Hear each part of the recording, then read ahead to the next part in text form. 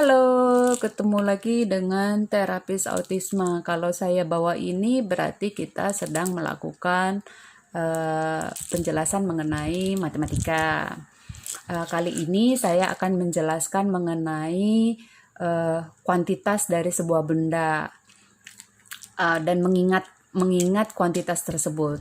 Fungsinya supaya ketika anak melakukan penjumlahan di bawah 10 itu dia tidak perlu menghitungnya tapi hafalan, karena penjumlahan di bawah 10 itu harusnya hafalan.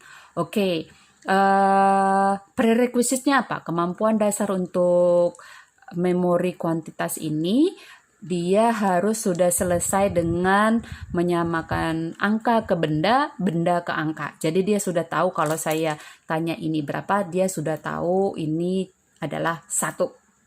Oke. Cara pakainya gimana? Cara ngajarinnya begini. Saya akan kasih lihat dan saya tanya berapa.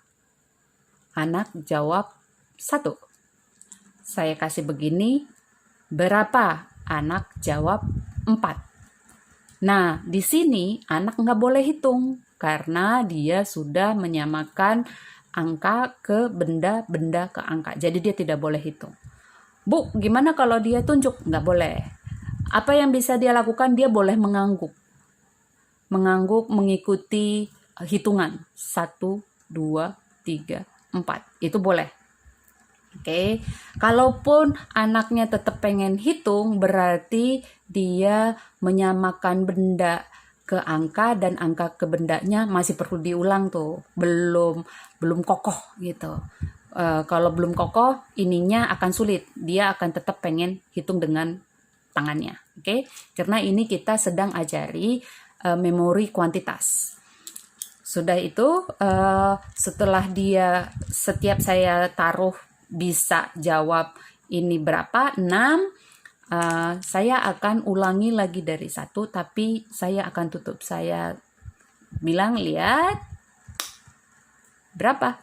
Dia harus bisa mengingat ada berapa di situ.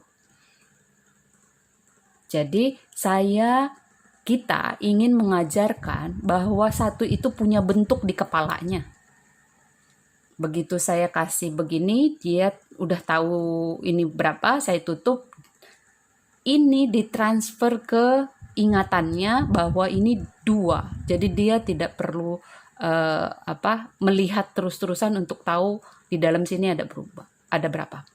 Nah, di sini juga kalau misalnya gagal beberapa kali, berarti objek permanennya masih perlu diperbaiki.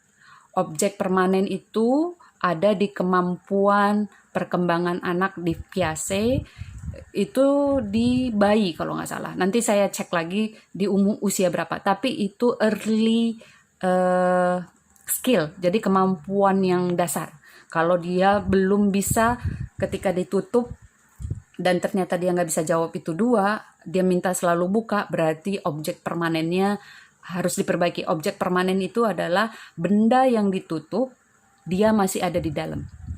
Masih ingat dengan anak-anak yang kalau cilukba terus ketawa karena dia pikir wajahnya hilang sementara. Oke, saya jadi melebar kemana-mana, lanjut.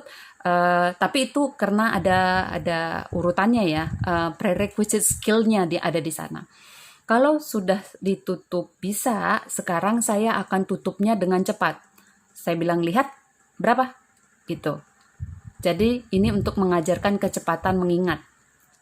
Nanti setelah dia bisa mengingat sampai let's say 8 gitu ya, atau 6, kita akan melakukan penjumlahan tanpa anak harus tahu penjumlahan ya. Karena yang kita ajarkan adalah mengingat angkanya. Jadi saya akan taruh 1 di sini, 2 di sini, kemudian 2 di sini, saya bilang berapa?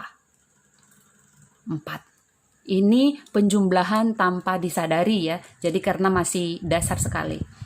Kemudian saya akan lakukan kembali berapa? 2. Gitu. Kalau ini sudah bisa dan anaknya memang levelnya sudah masuk ke penjumlahan, kita boleh pakai cerita. Jadi saya bilang, mama punya 1 apel, terus dikasih ayah 1 lagi. Ada berapa apel mama punya? Boleh. Oke, jadi untuk anak-anak yang sudah masuk ke penjumlahan, boleh dipakaikan cerita. Gitu. Ini akan sangat membantu mereka memvisualkan yang diceritakan. Gitu. Oke, paham sampai di sini ya. Jadi ketika anak menulis 1 tambah 1, itu di kepalanya sudah ada visualisasi benda satunya dan benda satunya. Jadi dia ini akan menghindari menghitung dengan jari atau menghitung dengan benda lainnya, karena dia sudah punya memori kuantitinya gitu. Oke.